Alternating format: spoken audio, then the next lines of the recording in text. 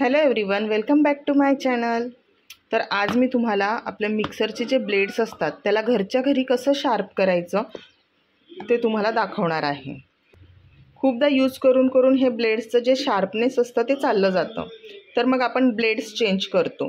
तर आज मी तुम्हाला दाखवणार आहे की हे ब्लेड्स चेंज न करता आपण याला शार्प कसं करू शकतो, तेही अगदी घरच्या घरी। तर मग त्यासाठी तुम्हाला लागणार आहे सीझर आणि काही ह्या मेडिसिनच्या स्ट्रिप्स ज्या यूज झालेल्या आहेत। तर या ज्या हार्ड स्ट्रिप असतात ते आपल्याला यूज करायच्या आहे, या अशा प्रकारच्या। तर सगळ्यात आधी याचे मी तुकडे करून घेते आहे।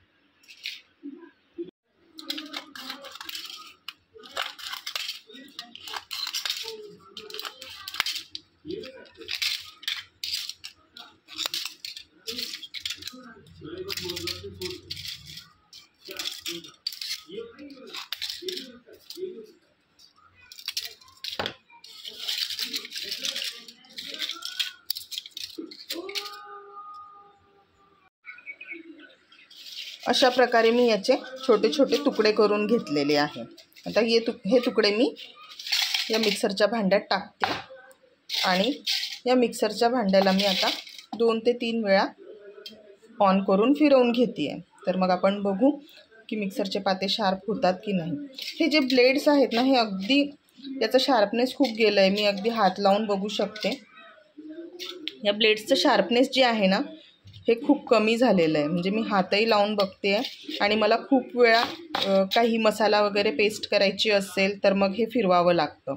म्हणून आज मी ब्लेड्स घरच्या घरी शार्प करून घेते आहे। आणि त्याचबरोबर यात काही घाण अडकलेली असते जी निघत नाही स्क्रबरने वगैरे, ती सुद्धा याच्याने क्लीन होऊन जाते।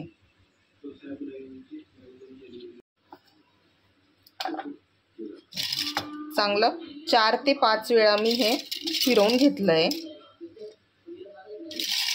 मी बघू शकता। याला आपण काढून घेऊ।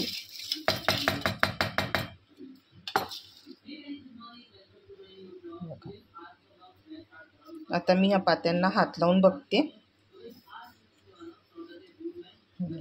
हे बऱ्यापैकी आता शार्प लागत आहे मला। याला स्वच्छ धुवून घेते भांड्याला स्वच्छ धुवून घेतलंय मी आणि आता हे वापरण्यायोग्य झालेलं आहे। याचे ब्लेड्स शार्प झालेले आहे। तुम्हाला जर असेच घरच्या घरी ब्लेड शार्प करायचे असतील तर तुम्ही सुद्धा असं गोळ्यांचे रॅपर्स असतील तुमच्याकडे तर ते यूज करून तुम्ही घरच्या घरी ब्लेड शार्प करू शकतात। आणि जर तुम्हाला हा व्हिडिओ आवडला असेल तर नक्की शेअर करा आणि माझ्या चॅनलला सबस्क्राईब करा।